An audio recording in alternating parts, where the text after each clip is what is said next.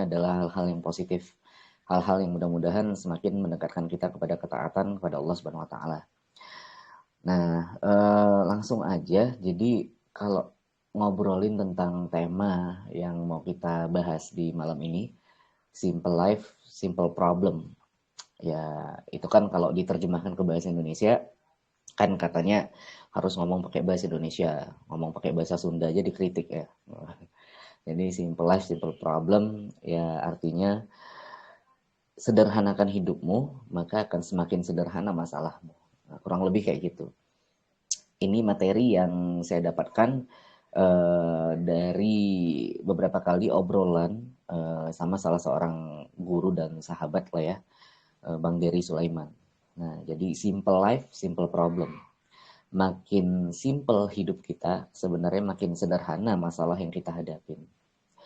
Dan kita sedikit berbicara tentang potensi dasar manusia. Mungkin ada teman-teman di sini yang tahu, tapi ada juga yang belum tahu, atau mungkin ada yang punya pandangan lain gitu ya, bahwa manusia itu punya potensi dasar yang sebenarnya manusia pada zaman apapun potensi dasar ini sama. Jadi mau manusia dari zamannya Nabi Adam alaihissalam, manusia pertama yang ada di muka bumi, sampai manusia di abad sekarang yang katanya adalah abad modern, dan mungkin sampai manusia-manusia di masa yang akan datang, sebenarnya potensi dasar manusia itu sama, ya kan? Salah seorang ulama, Syekh Taqiyuddin An-Nabhani itu menjelaskan bahwa potensi dasar manusia itu sebenarnya kan ada kebutuhan jasmani, ada kebutuhan naluri, dan kemudian ada akal. Dan masing-masing potensi dasar ini dia punya keistimewaannya sendiri-sendiri dan harus ada penyalurannya sendiri-sendiri juga. Dan biasanya yang jadi masalah dalam kehidupan manusia adalah bagaimana memenuhi penyaluran-penyaluran tadi, memenuhi kebutuhan akan kebutuhan jasmani atau naluri, gitu kan. Nah, makin berkembang zaman, seolah-olah masalah hidup manusia itu kelihatan kayak berkembang gitu. Kenapa kita bilang kayak berkembang? Karena kelihatannya masalah hidup di masa lampau sama masalah kehidupan di masa sekarang kelihatannya berbeda. Padahal ternyata menurut Syekh Taqiyuddin An-Nabhani ini sebenarnya problem intinya sama. Tentang bagaimana memenuhi kebutuhan dasar tadi. Ya, tentang bagaimana memenuhi kebutuhan jasmani, tentang bagaimana menyalurkan kebutuhan naluri manusia, dan juga tentang bagaimana proses akal itu bisa berjalan sebagaimana mestinya. Nah, ketika Syekh Taqiyuddin menjabarkan bahwa sebenarnya masalah hidup manusia hanya berkutat pada 3 hal pemenuhan dasar potensi dasar manusia tadi, dan kita lihat fakta yang ada di zaman sekarang, ternyata kita lihat banyak manusia itu yang bisa dibilang stres ya. Hidupnya itu kelihatan penuh tekanan ya. Apalagi mereka yang hidupnya mungkin di wilayah-wilayah perkotaan, kota-kota besar gitu. Sehingga mereka ngerasa masalah hidup mereka itu makin makin berat aja. Kelihatan makin hari makin sulit aja, gitu kan. Harga telur makin mahal, minyak goreng sekarang jadi barang yang langka, gitu. Dan kita nggak tahu ada masalah seperti apa lagi yang akan ada ke depan. Nah, maka materi Simple Life, Simple Problem ini adalah obrolan bersama Bang Dery yang kayaknya sih bisa sedikit membantu ya, tentang bagaimana kita bisa menjalani kehidupan kita di tengah ketidakwarasan dunia saat ini. Jadi mudah-mudahan apa yang kita obrolin malam ini mampu menjaga kewarasan kita selaku manusia, apalagi selaku umat Islam. Ya. Umat Islam ini adalah umat yang kalau kata paman Ben, Uncle Ben itu bilang sama Peter Parker nasihat yang menjadi quotes ya. With great power comes great responsibility, gitu kan. Dengan kekuatan yang besar maka akan menghasilkan tanggung jawab yang juga besar. Dan umat Islam saat ini punya great power itu. Umat Islam saat ini punya kekuatan yang demikian besar. Dari sisi jumlah itu besar. Dan bukan hanya dari sisi jumlah. Dari potensi sumber daya alam besar. Kemudian yang lebih mahal lagi adalah sumber aturan kehidupannya. Itu great power banget yang dimiliki umat Islam. Harusnya umat Islam itulah yang menjadi rujukan saat ini. Nah, tapi ternyata sekarang masalah hidup yang dialami oleh peradaban manusia itu justru banyak dialami sama umat Islam sendiri. Nah, maka materi Simple Life, Simple Problem mudah-mudahan menjaga kita selaku kaum muslimin untuk tetap waras di tengah ketidakwarasan dunia saat ini. Simple Life, Simple Problem. Intinya sebenarnya ada 5 keperluan manusia.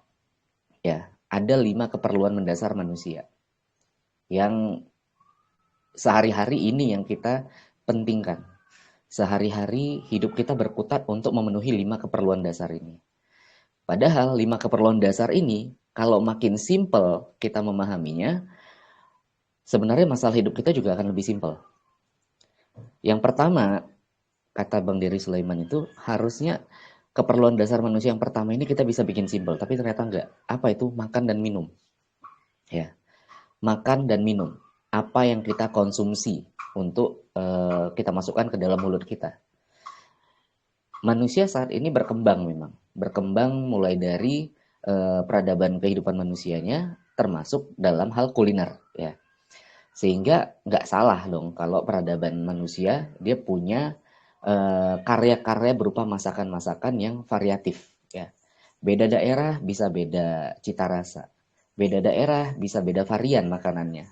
Makanan-makanan tradisional, makanan-makanan lokal itu memang menjadi satu hal yang punya daya tarik. Tapi yang kita maksud sederhanakan makan dan minum ini adalah tentang apa yang kita konsumsi sehari-hari. Ya, orang Indonesia ini kena banget masalahnya. Orang Indonesia tuh punya prinsip kalau nggak kena nasi belum makan. Ya. Padahal sejatinya pola makan dan minum yang diminta dalam Islam itu hanyalah beberapa suap. Kata Rasulullah kan hanya beberapa suapan yang bisa untuk menegakkan tulang punggung kita untuk bisa beribadah. Sebenarnya yang diminta dalam Islam, kita mengkonsumsi hanya sebatas itu. Jadi makin sederhana sebenarnya makin baik. Dan kalau misalnya teman-teman sempat ngikutin beberapa materinya Dr. Zaidul Akbar misalnya, makin kelihatan tuh bahwa sebenarnya pola makan kita itu harusnya bisa semakin lebih simpel ya, di tengah era semakin modern ini. Dan ada banyak bahan-bahan makanan yang ternyata itu menyimpan nutrisi yang sudah mencukupi buat kita beraktivitas sehari-hari. Contoh paling mendasar adalah kurma misalnya ya. Kurma itu kan dikatakan superfood bahkan.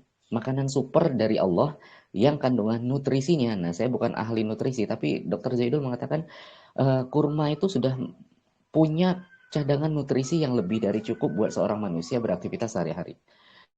Makanya Rasulullah dan para sahabat ya memang salah satu makanan pokoknya selain gandum adalah kurma.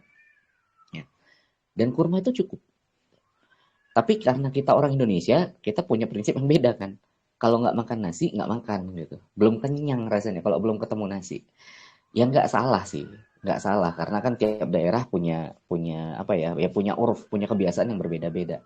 Tapi kalau itu kita jadikan prioritas dalam kehidupan kita, ini akan jadi masalah. Padahal harusnya sederhana tadi. Sehingga kita akan menjadi lebih ribet menyediakan bahan-bahan makanan yang ada di rumah kita. Ya kan? Makanya ada prinsip sembako, 9 bahan makanan pokok ya.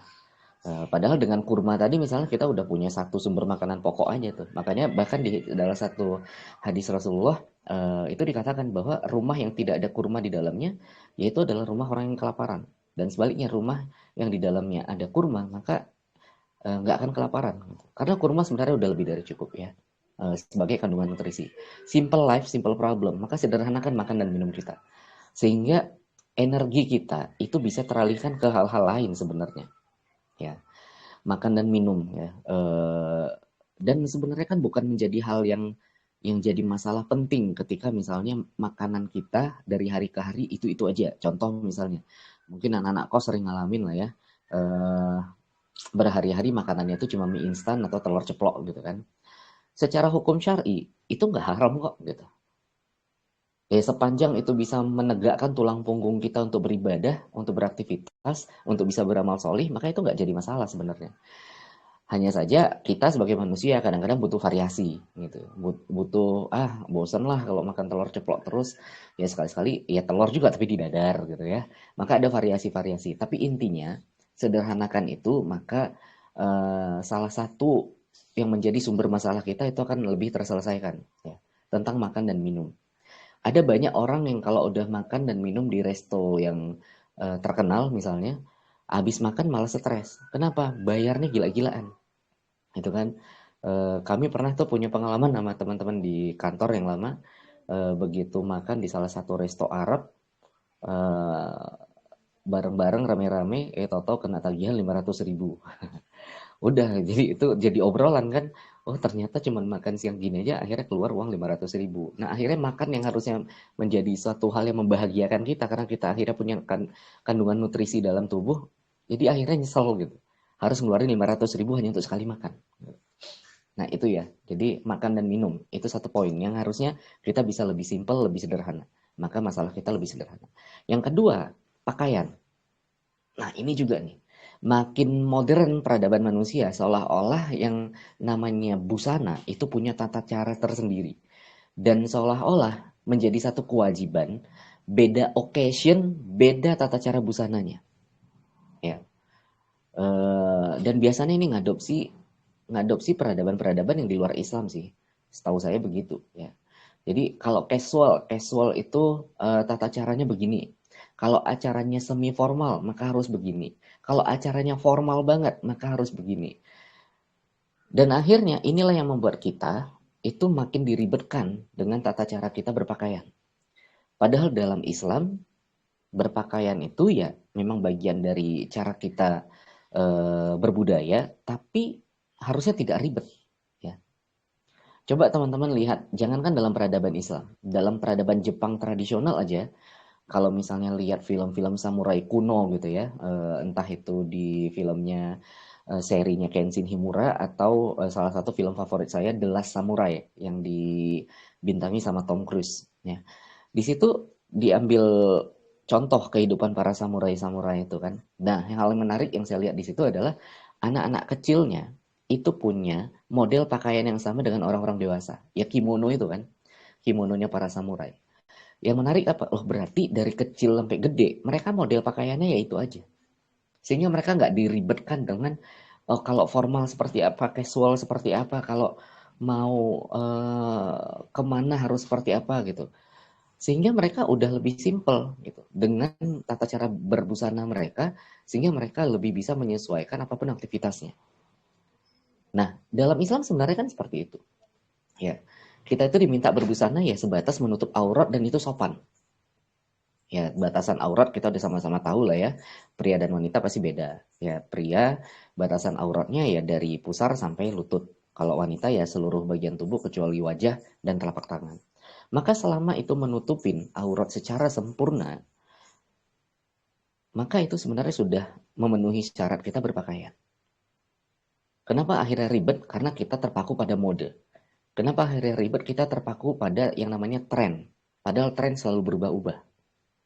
Maka menjadi stres dan menjadi gampang panik lah orang-orang yang ngikutin tren. Oh tahun sekian itu lagi tren fashionnya apa? Rambut poni lempar. Udah rame-rame bikin rambut poni lempar. Oh lagi tren ini nih jeans pensil ya kan, jeans yang lebih mengerucut, rame-rame pakai jeans seperti itu. Saya ingat dulu di awal-awal tahun 2000-an ngetren jeans yang kalau dipakai itu agak-agak melorot ya supaya kelihatan boxernya. Nah itu rame-rame itu pakai kayak gitu. Nah akhirnya orang terpenjara sama tren ya, termasuk dalam fashion. Akhirnya masalah hidupnya berkutat untuk masalah itu aja. Pertama makan dan minum, kedua tentang fashion, tentang pakaian. Yang ketiga, rumah, tempat tinggal. Apa yang dimaksudkan dengan rumah atau tempat tinggal yang sederhana? Ya dalam Islam, rumah itu intinya adalah bukan cuma sekadar bangunan fisik ya. Rumah itu adalah tempat di mana kita memang menghindarkan letih dan lelah kita untuk besok bisa beraktivitas lagi, terjun lagi ke masyarakat. Itulah rumah sebenarnya. Dan kalau kita berkaca sama diri Rasulullah ya kita malu. Rumah Rasulullah itu sederhana banget. Kalau teman-teman searching aja di Google itu kan ada semacam replika ya rumah Rasulullah. Ruangan-ruangannya sederhana. Kalau dilihat dari luasnya juga sederhana. Nggak kayak rumah-rumah para seleb atau rumah-rumah para YouTuber yang kalau udah udah touring ke rumah-rumah mereka, wah itu rasanya dari halaman depan, dari pintu depan ke pintu belakang mungkin habis setengah hari gitu kan, saking luasnya itu rumah. Terus apa memang salah kalau kita punya rumah gede? Nggak salah sih. Nah, tapi kalau itu dijadikan prioritas, itu kan akhirnya menjadi membuat kita itu jadi nggak qanaah. Kita jadi nggak gampang bersyukur dengan apa yang kita sudah punya, gitu kan? Apalagi kalau pembandingnya adalah para selebgram tadi, makin berkuranglah rasa syukur kita, makinlah kita banding-bandingkan hidup kita dengan mereka, gitu ya. Padahal kalau orang memang dititipin kekayaan, salah satunya berbentuk rumah yang mewah, rumah yang besar, yaitu sebenarnya adalah titipan dari Allah buat dia dan tergantung itu akan digunakan ke arah kebaikan atau tidak. Maka berkahnya rumah itu kan tergantung dari apa aktivitas yang ada di rumah itu. Ya, ketika aktivitasnya mendorong para penghuninya semakin dekat kepada Allah, maka insya Allah rumah yang sederhana itu juga lebih dari cukup. Ya. Dimana rumah yang sederhana itu sebenarnya tidak harus dimiliki. Ya. Makanya kan kalau seseorang menikah, suami, istri, gitu ya, kewajiban suami adalah menyediakan tempat tinggal yang layak buat keluarganya. Tempat tinggal yang layak itu tidak harus dimiliki. Nyewa juga nggak masalah, ngontrak juga nggak masalah. Ya alhamdulillah kalau akhirnya bisa beli gitu ya. Tapi kita lihatlah peradaban seperti sekarang. Ketika kita digempur dengan betapa sulitnya kita bermuamalah, termasuk tentang bagaimana kita caranya untuk bisa memiliki kebutuhan-kebutuhan primer kita. Nah, disinilah kita harus pintar-pintar memfilter. Ya. Maka disinilah kita harus pintar-pintar berstrategi. Ya, memang dalam Islam juga tidak diharuskan untuk bisa beli, tapi kalaupun ada tempat tinggal yang layak buat kita, dan tempat tinggal itu kondusif buat kita beribadah, kondusif buat kita semakin beramal solih dan semakin belajar, maka itu udah cukup. Ya, maka makan dan minum, fashion, tempat tinggal. Yang keempat yang harusnya simple kita bikin itu adalah kendaraan. Kendaraan. Kita dikepung dengan ya tadi, kita dikepung dengan pola konsumtif luar biasa. Sehingga kota-kota besar di Indonesia itu terkenal sebagai kota-kota yang gampang macet. Termasuk Bogor kan. Bogor itu termasuk salah satu kota termacet di dunia katanya. Kenapa? Karena makin hari orang semakin mudah mendapatkan kendaraan-kendaraan pribadi. Padahal kendaraan-kendaraan ini sebenarnya sama kayak rumah tadi, tidak harus dimiliki sebenarnya. Kalau fasilitas kendaraan umum itu layak, memadai, kemudian aksesnya juga mudah, rapi, gitu, bersih, maka orang juga akan lebih memilih menggunakan kendaraan umum. Sementara kita saat ini dikepung dengan pola konsumtif, bagaimana caranya kita memiliki kendaraan pribadi, ya kan? Diiming-imingi dengan program leasing dan lain sebagainya. Nanti ketika sudah punya, kita akan mencicil itu. Dan setelah mencicil, kemudian muncul lagi produk baru yang katanya lebih canggih, lebih macam-macam lah. Sehingga akhirnya kita diiming-imingi untuk terus. Akhirnya sikap qanaah lagi-lagi hilang. Padahal tadi, ya ketika sudah punya, ya sudah, qanaah. Ya, ketika sudah punya, ya qanaah, kendaraan. Intisari dari kendaraan itu kan adanya sebuah sarana yang mengantarkan kita dari satu tempat ke tempat yang lain. Untuk mempermudah kita, aktivitas kita. Maka selama kondisinya baik, selama kondisinya sehat, kendaraan itu ya sebenarnya sudah cukup. Dan kalaupun memang dibutuhkan kendaraan yang mungkin menampung lebih banyak orang, kendaraan umum itu bisa digunakan. Maka tadi simple life, simple problem. Hidup kita akan semakin lebih sederhana ketika kita mampu menyederhanakan masalah-masalah dalam kehidupan kita. Yang terakhir dari lima keperluan hidup yang harusnya kita sederhanakan adalah tentang pernikahan.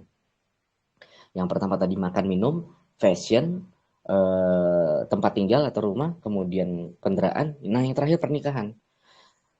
Banyaknya para jomblo saat ini itu salah satu faktornya adalah karena pernikahan dirasa sulit, ya kan? Pernikahan dirasa menjadi sesuatu yang tantangannya cukup lumayan. Ya, biasanya ini berhadapan dengan adat istiadat contohnya, atau berhadapan dengan image ya di masyarakat. Apa kata orang kalau nikahnya terlalu sederhana misalnya gitu. Sementara anak saya kan anak tunggal, cewek anak tunggal, akademisnya bagus, kemudian relasi orang tuanya banyak gitu kan. Apa kata orang kalau nanti nikahnya cuma sekedar syukuran biasa, nah gitu. Apa kata orang kalau nikahnya dipisah misalnya. Wah, yang dipikirin apa kata orang. Padahal pernikahan dalam Islam itu sederhana banget. Rukun nikah itu kan cuma ada 4 dalam Islam ya. Adanya mempelai pria, adanya mempelai wanita, kemudian adanya saksi, dan adanya mahar. Selesai. Nah, maka walimahan itu adalah sesuatu yang tidak menjadi wajib sebenarnya. Itu hanya eh, anjuran dalam Islam tentang bagaimana kita mengumumkan bahwa si A dan si B telah menikah. Sehingga ketika mereka nanti di boncengan, orang udah tahu, oh dia sudah nikah kok gitu. Maka pernikahan itu adalah sesuatu yang simple harusnya, sederhana banget. Termasuk memilih jodoh, memilih calon suami, calon istri dalam Islam tuh simple banget. Tapi akhirnya dalam hidup kita seperti sekarang ini, semuanya dibikin ribet, semuanya dibikin ruwet, ya. Sehingga akhirnya energi manusia habis untuk memenuhi 5 keperluan ini. Padahal Allah nggak marah sama sekali kalau kita wafat dalam keadaan tidak punya 5-5 ini. Ya, itu kesimpulannya. Allah nggak marah sama sekali. Kalau kita misalnya wafat kelaparan, Allah nggak marah sama kita. Kalau kita wafat nggak punya baju yang branded, Allah nggak marah sama kita. Kalau kita wafat dalam keadaan rumah ngontrak, Allah nggak marah sama kita. Kalau kita wafat dalam keadaan punya kendaraan yang motor butut, Allah nggak marah sama kita. Kalau kita wafat dalam keadaan jomblo tapi tetap bertahan pada ketaatan, Allah nggak marah. Yang menjadi kemarahan Allah kepada kita adalah ketika kita wafat tanpa iman. Nah, yang menjadi poin pentingnya di situ adalah kalaupun ada orang yang wafat kelaparan, Allah nggak marah kepada yang kelaparan, tapi Allah akan menuntut kepada orang-orang di sekitarnya. Kenapa tidak mempedulikan ada saudaranya yang kelaparan kan gitu? Bukan kitanya yang kena, tapi lingkungan yang akan dihisap oleh Allah. Nah, jadi intinya harusnya potensi dasar manusia tadi itu hanya bisa dicukupi dengan perkara-perkara yang sederhana. Sehingga apa? Energi manusia, pikiran manusia, fokusnya manusia itu akan lebih produktif kepada urusan-urusan yang lebih menyangkut kepada keumatan. Urusan-urusan yang menyangkut jamaah kaum muslimin pada umumnya. Urusan-urusan yang lebih mementingkan bagaimana umat Islam ini bisa menjadi khair ummah. Kan habis energi kita kalau sehari-hari kita hanya mikirkan bagaimana makan dan minum kita. Habis energi kita kalau sehari-hari kita hanya mikirkan bagaimana pakaian kita habis.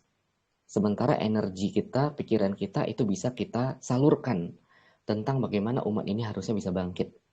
Ya, jadi apa yang kita obrolkan malam ini, simple life, simple problem. Mudah-mudahan ini bisa kita aplikasikan sehingga hidup kita bisa lebih terarah kepada urusan-urusan yang sebenarnya jauh lebih penting. Ya, ada satu peringatan dari Rasulullah Shallallahu Alaihi Wasallam.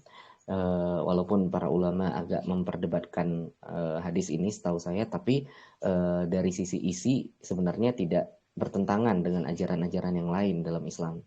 Barang siapa yang bangun di pagi hari tidak memikirkan urusan kaum muslimin maka tidak termasuk golonganku, kata Rasulullah. Maka ada berapa banyak kaum muslimin saat ini yang bangun pagi hari justru yang dipikirkan adalah salah satu dari yang 5 tadi. Padahal tadi itu tidak harus dimiliki sekarang. Dan Allah nggak marah. Tapi Allah akan marah ketika kita bangun yang kita pikirkan hanya dunia kita. Allah akan marah ketika kita bangun di pagi hari dan kita pikirkan hanya perkara-perkara yang menyangkut pribadi kita semata. Padahal kita diciptakan menjadi khairu ummah. Allah minta kita menjadi umat yang terbaik. Dan syarat menjadi umat yang terbaik itu adalah beramar ma'ruf dan nahi mungkar. Artinya kita harus punya potensi-potensi yang kita arahkan tentang bagaimana kita bisa peduli kepada keumatan. Wallahu a'lam bishawab, saya kembalikan lagi kepada Jovan.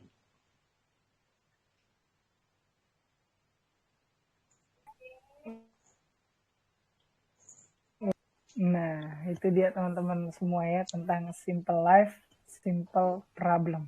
Nah, buat teman-teman semua yang mau hidup uh, simple, nah itu uh, gitu caranya gitu.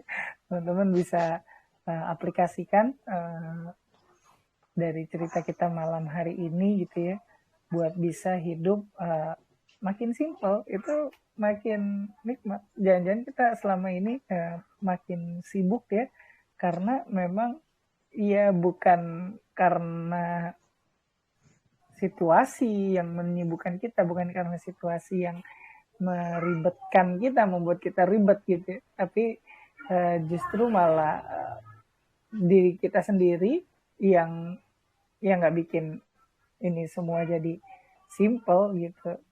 Nah, teman-teman bisa bisa juga nih mencontoh ini, atau teman-teman ada yang mau uh, diskusi, biasanya sih nggak ada diskusi nih. Cuman kalau teman-teman mau diskusi Nggak boleh ada. kok, silahkan. Kalau nggak ada nggak usah dipaksakan gitu.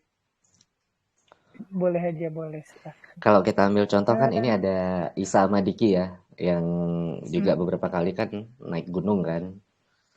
Nah, itu sebenarnya kan jadi salah satu contoh ya tentang sebenarnya bagaimana manusia bisa hidup sebenarnya dengan hanya beberapa peralatan.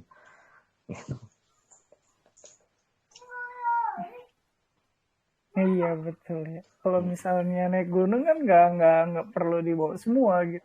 Iya, khususnya tadi pakaian kan. Ya kita bisa survive 3 hari, Mm-mm.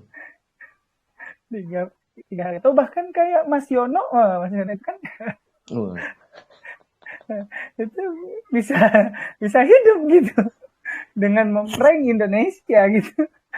Kalau teman-teman bisa ketemu, iya. bisa tahu ya kisahnya Mas Yono ya, ceritanya Mas Yono. Subhanallah. Nah itulah kurang lebih teman-teman semua. Mudah-mudahan kita bisa dapat sesuatu yang bisa kita ambil, dan terima kasih teman-teman yang udah datang. Teman-teman yang mau sharing di berbagi cerita juga boleh, silahkan. Setiap hari Jumat ya, setiap hari Jumat. Tapi ngabarinnya jangan hari Jumatnya gitu. Tapi ngabarinnya jangan hari Jumatnya. Mungkin bisa juga teman-teman kabari. Kita mau sharing dong nih tentang apapun ya, berbagi cerita apapun, cerita hidup sendiri atau cerita kasih uh, cerita sejarah mungkin, siroh dan sebagainya, boleh boleh silahkan teman-teman semua. Wah kak, saya nggak biasa nih. Nanti bisa dipancing dengan pertanyaan, boleh boleh, insya Allah saya terlatih dengan hal itu. Baik teman-teman semua, terima kasih atas kunjungannya di berbagi cerita Jumat malam ini. Selamat beraktivitas, dan jangan lupa buat teman-teman yang mengikuti kelas, besok akan ada kelasnya bagi teman-teman yang belum mendapatkan linknya. Linknya itu di Japri ya teman-teman ya. Banyak banget yang nanya, saya belum dapat nih linknya di mana gitu ya. Nah itu linknya di Japri teman-teman semua, dan khusus yang mendaftar ulang saja gitu ya. Jadi bisa menghubungi admin, ataupun bisa DM ke berbagi cerita, atau bisa komen di berbagi cerita juga boleh teman-teman semua. Terima kasih, thank you so much, mudah-mudahan bermanfaat, dan kita lanjutkan cerita kita di pekan depan. Insya Allah masih bersama saya, kalau masih ada rezeki, waktu, dan juga umur panjang gitu ya, kita masih bisa bertemu lagi. Salam berbagi cerita, assalamualaikum warahmatullahi wabarakatuh. Waalaikumsalam.